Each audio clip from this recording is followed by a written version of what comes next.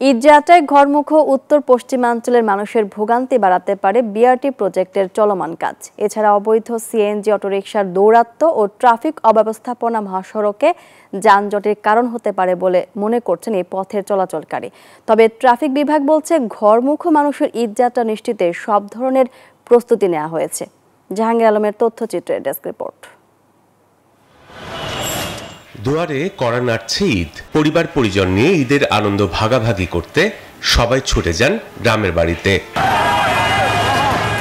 তবে এবারের ঈদে উত্তর পশ্চিমাঞ্চলের সড়ক পথে চলাচলকারীদের গলার কাটা হতে পারে ঢাকা টাঙ্গাইল ও ঢাকা ময়মনসিংহ মহাসড়কে বিআরটি প্রকল্পের চলমান কাজ।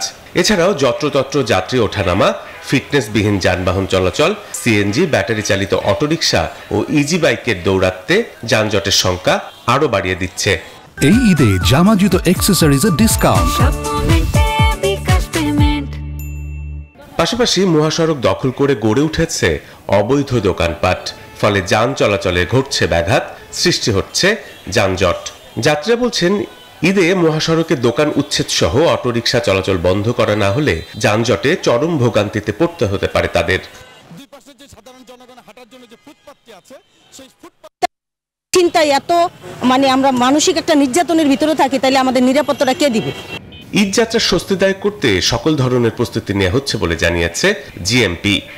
যে চৌরাস্তা কেন্দ্রিক যেসব ফুটপাত এবং অবৈধ যান বা যান চলাচলের যে স্বাভাবিক পরিস্থিতির জন্য আমাদের পুলিশ, বাসন থানা পুলিশ প্রতিনিয়ত কাজ করে যাচ্ছে।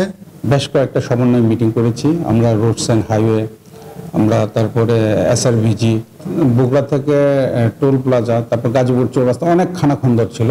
আমরা ইতিমধ্যে এই রাস্তাগুলো মেরামত করেছি।